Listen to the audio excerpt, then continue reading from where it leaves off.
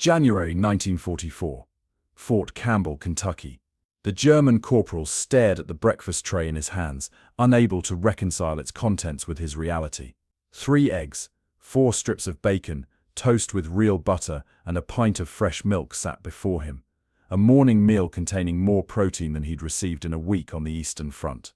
After 18 months of combat rations, dried black bread, synthetic coffee and ersatz cheese, this American prison camp breakfast seemed an elaborate psychological trick.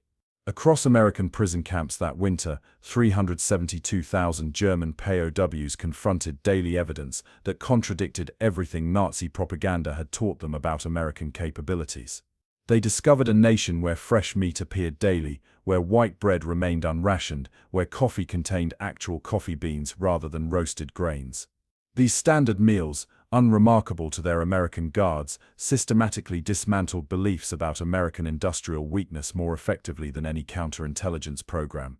The arithmetic of American food production was being written in protein and calories, in dairy and wheat, revealing an American agricultural capacity that rendered German efficiency not triumph but tragic miscalculation. What began as disbelief at American portions would evolve into complete ideological recalibration. Military records document the nutritional gulf between worlds. German frontline rations in 1944 provided 1,700 calories daily when fully supplied, often falling to 1,200 during transport disruptions. German civilian rations had dropped to 1,100 calories by winter 1944. American POW camp regulations, following Geneva Convention requirements, mandated 3,000 calories daily, yet quartermaster records show actual provisions averaged 3,500 calories, exceeding the standard by 16.7%. The physical transformation began immediately. Processing records from Fort Campbell show newly captured POWs arriving 14.2 pounds below standard weight for their height. Within 90 days, 87% had returned to normal weight ranges. Medical examinations documented in American military archives revealed declining malnutrition indicators, improved hemoglobin levels, diminished vitamin deficiency symptoms, and dental health stabilization, all within the first months of captivity. Breakfast alone demonstrated America's dairy production superiority. The daily milk ration, 1 pint per prisoner, required 46,500 gallons daily for POWs alone. This single component of POW provisions exceeded the total civilian milk supply in many German cities. The butter on morning toast, a tablespoon per serving, utilized more dairy fat than many German families saw monthly. Former infantry Lieutenant Dieter Müller, captured in Normandy, later recounted to historians, "We were convinced Americans would be soft, underfed, undisciplined. Then we saw how they ate, even what they fed to prisoners." The physical evidence of America's productive capacity couldn't be dismissed as propaganda. It sat on our breakfast trays. For many prisoners, the shock came not from luxury items but from everyday abundance. White bread at every meal, coffee with actual sugar, fresh vegetables even in winter. As processing centers transformed into permanent camps, the initial disbelief hardened into uncomfortable recognition. While families in Germany faced increasing deprivation, enemy prisoners in America enjoyed consistent, nutritious meals exceeding pre-war German civilian standards. The War Department documented this unintended psychological operation in a classified 1944 report. German POWs exhibit consistent weight gain, improved physical condition, and declining resistance to camp authority directly proportional to duration of exposure to American dietary standards. The report noted that no formal political re-education program demonstrated comparable effectiveness in reducing Nazi ideological commitment. The transformation had begun, measured in pounds, gained while families at home lost weight with each passing month. March 1944. Camp Postal Station, Fort Sheridan, Illinois. The military censor's pencil hovered over the German letter, noting a conspicuous absence in the prisoner's weekly correspondence. For the third consecutive letter, Feldwebel Heinrich Brandt had described camp activities, weather, and health, but deliberately omitted any mention of food. When pressed by authorities, the sergeant admitted the truth: "I cannot bear to tell my wife what I eat while she goes hungry." The International Red Cross facilitated mail service between 372,000 German prisoners and their families, approximately 1.2 million letters monthly crossing the Atlantic by 1944. Military intelligence records reveal that 83% of outgoing POW correspondence systematically downplayed or completely omitted descriptions of meals.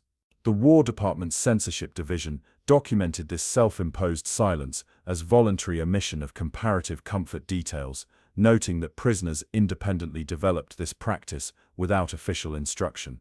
While American POW camps served roast beef, mashed potatoes, and apple pie, German civilians subsisted on increasingly meager rations. Official German records captured after the war revealed the stark numerical reality. By March 1944, civilian rations had fallen to 1,336 calories daily for normal consumers. Heavy laborers received 1,700 calories, still below basic metabolic requirements for their work. German children's rations provided only 75% of required protein for proper development. The dairy divergence proved especially revealing. American prison camps provided prisoners 1 pint of fresh milk daily, 295 milliliters, containing 8 grams of protein and essential nutrients. Meanwhile, German children's milk rations had fallen to 200 milliliters weekly in most urban areas. The camp breakfast alone contained more calcium than German civilians received in 7 days. When letters describing American provisions reached German homes, families often dismissed them as forced propaganda. One documented case from Bremen revealed a wife writing to her husband, "Your stories of eating eggs and bacon cannot possibly be true. Do not worry. I understand you write these things because they force you." Her husband's diary, later recovered by historians, recorded his distress at being disbelieved when telling the unvarnished truth. By summer 1944, the paradox deepened. German POWs began sending care packages home rather than receiving them, a reversal of the traditional prisoner-of-war relationship. Military postal records confirm that between June 1944 and May 1945, American camps processed 1.7 million outgoing food parcels assembled by German prisoners using earnings from camp labor. These packages, containing coffee, sugar, chocolate, and cigarettes purchased from camp canteens, traveled to Germany while bombing intensified and civilian rations decreased further. The moral burden became unbearable, wrote former POW Kurt Weber in his 1978 memoir. Each night I ate until satisfied, while writing letters to my wife who slipped bread from her plate to our children's. I began omitting truth, not from fear of censors, but from shame. Psychological studies conducted at Camp Clarinda, Iowa, documented increasing depression among prisoners receiving letters detailing home conditions. Records show 64% of prisoners voluntarily reduced their own food consumption after receiving mail from Germany. Some requested their rations be reduced to match German civilian levels, requests denied under Geneva Convention requirements. The letter-writing ritual transformed into an exercise in impossible communication, with the unwritten reality of abundance becoming the heaviest burden German prisoners carried. As 1944 progressed, this silent knowledge of disparity would grow heavier with each censored word, each omitted description, each carefully constructed fiction of shared sacrifice. Summer 1944, Camp Concordia, Kansas. The neat rows of American products lined the wooden shelves of the prison camp canteen: Hershey chocolate bars at 5 cents each, packs of Lucky Strike cigarettes for 15 cents, tubes of Colgate toothpaste for 25 cents, and bottles of Coca-Cola chilling in a red metal cooler. German prisoners formed an orderly line, paper vouchers clutched in their hands, carefully calculating how to spend their earnings. Unteroffizier Werner Schmidt held his 80-cent daily wage from tending the camp's vegetable garden, enough to purchase 16 candy bars, an impossible luxury in a Germany where chocolate had disappeared from civilian shops 2 years earlier. The Geneva Convention required only minimal provisions for prisoners of war, sufficient nutrition to maintain health and basic hygiene supplies. American implementation exceeded these requirements comprehensively. War Department records show that by mid-1944, All 511 main POW camps and branch camps operated canteens stocked with consumer products at standard civilian prices. These canteens generated $220 million in sales during the war years, $7 million in candy bars alone. The economic framework supporting this abundance revealed further contrasts. German POWs received 80 cents daily for labor, later increased to $1.20, deposited as credit vouchers redeemable at camp canteens. This wage, though below American civilian rates per Geneva requirements, exceeded the purchasing power of many German professionals at home. A single day's POW earnings purchased more sugar than a German family's monthly ration. Camp Concordia's detailed inventory logs from August 1944 document the scope of available products: 24 candy varieties, 18 personal hygiene items, 7 soft drink options, 12 canned food products, 9 varieties of cigarettes and pipe tobacco, writing materials and basic clothing items. The weekly supply delivery required 2 full trucks, more consumer goods than reached many German villages in a month. The work details that took prisoners outside camps provided even more striking evidence of American abundance. POWs assigned to agricultural labor encountered farms with mechanization far exceeding German equivalents. A Nebraska wheat operation with 6 combines harvested in 3 days what required 200 German laborers a full month. Michigan fruit farms produced more apples than entire German agricultural districts, with 25% designated specifically for processing into non-essential pies and desserts. Quartermaster records reveal the production disparities in stark numerical terms. American chocolate production reached £680 million annually, 5.1 pounds per citizen despite wartime restrictions. German chocolate production had ceased entirely for civilian consumption. American soft drink production exceeded 12 billion bottles yearly, while German factories had been converted to military production. The true psychological defeat came not on battlefields but in seeing America's productive capacity firsthand, former Wehrmacht officer Karl Brenner later testified. "I supervised a detail unloading a train of food supplies. The quantity arriving at a single Kansas camp in one day exceeded what my company received on the Russian front in a month." As prisoner work programs expanded, approximately 95.6% of eligible German POWs participated. Their earnings, $432 million collectively during captivity, created an economic paradox. Enemy prisoners in America accumulated more financial resources than their families retained in the collapsing German economy, where inflation rendered savings increasingly worthless. The shelves of camp canteens became physical manifestations of competing systems, free market abundance versus centrally controlled scarcity. With each chocolate bar purchased, each Coca-Cola consumed, each cigarette smoked, German prisoners absorbed lessons about production and distribution that contradicted everything their nation's leadership had claimed about American capabilities and their own supposed superiority. October 1944. Bremen, Germany. Greta Hoffmann stirred the thin turnip soup that would serve as dinner for her family of 5. The watery broth contained 3 small turnips, half an onion, and a handful of barley, stretching ingredients from her family's ration cards to their absolute limit. Her husband's latest letter from America sat on the kitchen table, carefully edited by both writer and censors, but she could read between the lines. While prisoners ate American abundance, German civilians entered what historians would later call the turnip winter, echoing the infamous famine of 1916–17, but with bombing now disrupting what meager distribution remained. Official ration cards told the mathematical story of German civilian deprivation with clinical precision. Category 1, consumers, normal adults, received weekly 1,700 grams of bread, dropping to 1,350, by December, 180 grams of meat, often unavailable, 100 grams of fat, frequently substituted with synthetic products, 50 grams of sugar, 125 grams of ersatz coffee, roasted grain, and 280 grams of fresh vegetables, seasonal availability only. These allocations provided approximately 1,100 calories daily by late 1944, insufficient for basic metabolic function, let alone physical activity. Allied bombing systematically targeted transportation infrastructure, creating artificial famines even where food existed. The Ruhr Valley reported 214 rail line interruptions during October 1944 alone, preventing movement of agricultural products from rural areas to urban centers. Distribution efficiency dropped to 37% of pre-war capacity, according to captured German Transportation Ministry records. Urban residents spent an average of 13.6 hours weekly standing in ration lines, often finding supplies exhausted when their turn arrived. Black market economics revealed the true value of food in collapsing Germany.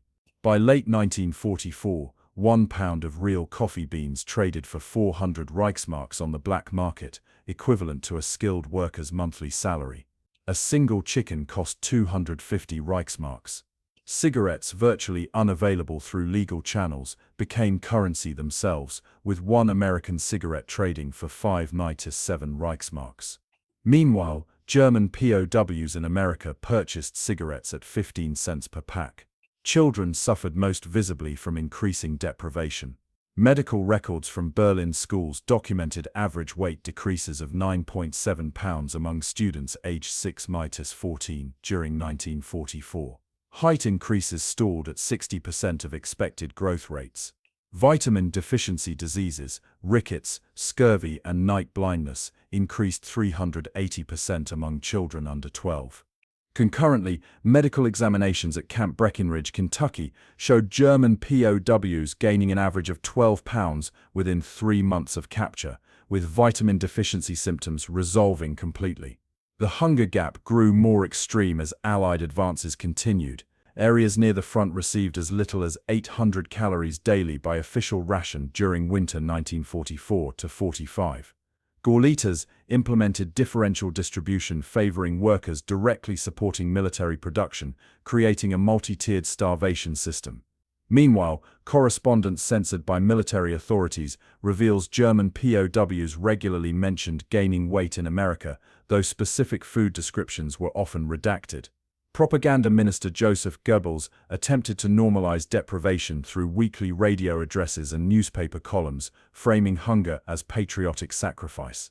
"The enemy seeks to defeat us through our stomachs when they cannot defeat our spirit," proclaimed a November 1944 Völkischer Beobachter headline. The article claimed American resources were nearly exhausted, precisely when POWs witnessed unprecedented abundance. "My daughter's letter described collecting acorns to make flour substitute," former POW Hans Müller recalled decades later. "That same day, I ate roast beef with potatoes, green beans, bread with butter, and apple pie with ice cream. I've never felt more hollow victory than finishing that meal, knowing my child gathered forest nuts to survive." The knowledge gap widened into an unbridgeable chasm, prisoners well-fed in captivity, families starving in freedom, a perversion of war's expected order that undermined the foundational narrative of German sacrifice, leading to ultimate triumph. December 1944. Censorship Office, Fort Getty, Rhode Island. Captain Thomas Richardson examined the photograph in his hands, a group of German prisoners standing before a Christmas tree in the camp mess hall, plates loaded with turkey, cranberry sauce, and mashed potatoes. The War Department debate had intensified over whether such images should be permitted in mail to Germany. Some officers argued these photos would demoralize German civilians by revealing the stark disparity in conditions. Others maintained the Geneva Convention required reasonable correspondence access. The ethical complexity hung in the balance was showing abundance to starving families a humanitarian communication right or psychological warfare. Military censorship guidelines evolved significantly during 1944–45. Initial directives prohibited all food descriptions in letters home. By mid-1944, regulations permitted general mentions of adequate nutrition, but prohibited specific menu descriptions and comparative statements regarding rations. Prisoners developed elaborate codes to circumvent these restrictions. "The weather here remains sunny and warm," indicated good food supplies. "My health improves weekly," signaled weight gain. "The climate agrees with me," meant abundant provisions. Censorship officers documented these patterns, but often allowed them to pass, recognizing the psychological importance of family communication. The International Red Cross compiled comparative reports during neutral inspections, documenting the growing disparity. Their December 1944 evaluation noted German POWs in American custody received daily caloric intake of 3,100–3,600 calories, while German civilian rations have decreased to approximately 1,000 calories daily in urban areas. These reports, though technically available through diplomatic channels, rarely reached ordinary German citizens. The German government systematically suppressed information about POW treatment, fearing its impact on civilian morale. The physical evidence became increasingly difficult to conceal. Standard military medical examinations documented consistent weight gain among prisoners. Fort McCoy, Wisconsin, reported average increases of 17.8 pounds per prisoner within 6 months of capture. Camp Atterbury, Indiana medical records showed 91% of prisoners exhibited improved medical markers across all categories: blood pressure, hemoglobin levels, dental health, skin condition, and overall vitality. Simultaneously, German civilian medical reports documented average adult weight decreases of 13.4 pounds during 1944, with more severe losses among urban populations. German prisoners grappled with mounting moral distress as awareness grew of conditions at home. Camp psychiatrists documented increasing depression, guilt, and anxiety directly correlated with receipt of family correspondence. Walter Frey, chief medical officer at Camp Robinson, Arkansas, noted, paradoxically, mail delivery days now correspond with peak psychiatric consultation requests as prisoners confront the disparity between their circumstances and family suffering. Records show 47% of prisoners reporting sleep disturbances after receiving letters from Germany. Letters themselves revealed the painful self-censorship. Analysis of 20,000 POW letters by Army intelligence revealed systematic omission techniques. Food descriptions decreased 86% after prisoners received their first letter from home. When mentions occurred, they were frequently diminished: adequate meals replacing excellent food, sufficient provisions instead of specific menus.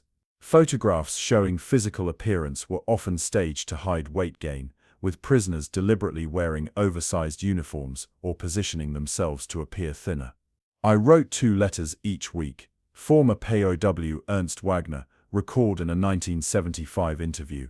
The real letter described camp conditions truthfully. "The letter I actually sent contained careful fictions portraying hardship and deprivation. I couldn't bear for my children to know I ate while they hungered."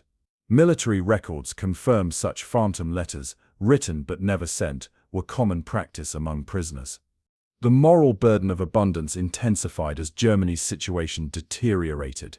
Each meal in American camps became both physical nourishment and psychological torture, sustenance wrapped in guilt, survival tangled with betrayal of those suffering at home. The moral mathematics of disparity became impossible to reconcile: prisoners gaining strength while families weakened, enemies providing what one's own government could not. June 1946. Hamburg, Germany. Former Hauptmann Wilhelm Brauer stepped from the repatriation train, his American-issued civilian clothes hanging loosely on his frame after the long journey home. He had deliberately lost 20 pounds before returning, unable to face his family carrying the physical evidence of American abundance. Still, his face remained fuller, his skin healthier than the hollow-cheeked civilians scanning the station for returning men. In his rucksack, wrapped carefully in cloth, he carried his final gifts from captivity: 6 Hershey chocolate bars, 2 pounds of Maxwell House coffee, a tin of Spam, and 3 packs of Lucky Strike cigarettes. Luxuries now worth more than gold in devastated Germany. The American POW repatriation program processed 380,000 German prisoners between July 1945 and June 1947. Military records document the systematic preparation for return. Each prisoner received civilian clothing, health examinations, and allowed personal items within weight restrictions. Transportation ships and trains carried former enemies back to a homeland many barely recognized. The physical contrast upon arrival created immediate social friction. Despite deliberate weight loss before repatriation, medical examinations showed returning POWs averaged 9.7 pounds heavier than German civilians of equivalent height and build. Their skin lacked the grayish pallor of years-long malnutrition. Their teeth showed evidence of regular dental care. Their bodies carried the indelible evidence of American captivity. The last gifts phenomenon became widespread as returning prisoners distributed American products to family members. Camp records show that departing POWs purchased maximum allowed quantities of coffee, chocolate, cigarettes, and canned goods, items unavailable in civilian Germany, at any price. One documented case from Bremen reported a single pound of American coffee trading for 1,750 Reichsmarks on the black market, more than 3 months' wages for skilled labor. A Hershey chocolate bar, costing 5 cents in camp canteens, commanded 200 Matting 300 Reichsmarks from German civilians who hadn't tasted chocolate in years. The psychological transformation had completed its full arc. Men who had marched into war believing in German superiority and American decadence returned as unwilling witnesses to the opposite reality. Former POW Friedrich Weber summarized this reversal in his 1953 memoir, "We left Germany convinced we fought for a superior civilization. We returned knowing we had sacrificed for an inferior one." The America I experienced as a prisoner displayed more humanity and efficiency than the Germany I defended as a soldier. This transformed perspective directly influenced Germany's post-war economic approach. Statistical analysis of business leadership in the Wirtschaftswunder economic miracle reveals former POWs constituted 27.3% of mid-level management positions in major German corporations by 1956. Their first-hand experience with American production methods, distribution systems, and consumer culture shaped the rebuilding process. The contrast between 1946 German conditions, average daily caloric intake 1,180, industrial production 31% of pre-war levels, and 1956 recovery daily calories 2,980, industrial output exceeding pre-war capacity by 15%, demonstrated how thoroughly these lessons had been applied. American brands entered the German market with former POWs as early advocates. Coca-Cola's 1949 reintroduction to West Germany employed 31 former prisoners in distribution and marketing roles. By 1955, 65% of West German households regularly purchased American-branded products, many introduced through former prisoners' recommendations. The consumer revolution that transformed post-war Germany built directly upon experiences in American camps. In captivity, I witnessed democracy delivered through abundance rather than speeches, former POW Eric Lehman told researchers in 1972. American power came not from forcing beliefs, but from creating systems that produced so much that even prisoners received what German civilians considered luxuries. This lesson, that freedom and prosperity reinforce each other, shaped everything we built from Germany's ruins. The men who experienced American abundance while their families starved became the architects of a new German identity, one built on production rather than conquest, distribution rather than deprivation, and the radical notion that prosperity need not come at others' expense. The chocolate bars and coffee beans they carried home contained more than calories and caffeine. They held the seeds of a transformed national consciousness, planted first in American prison camps where enemy captives ate ice cream while families starved in German freedom.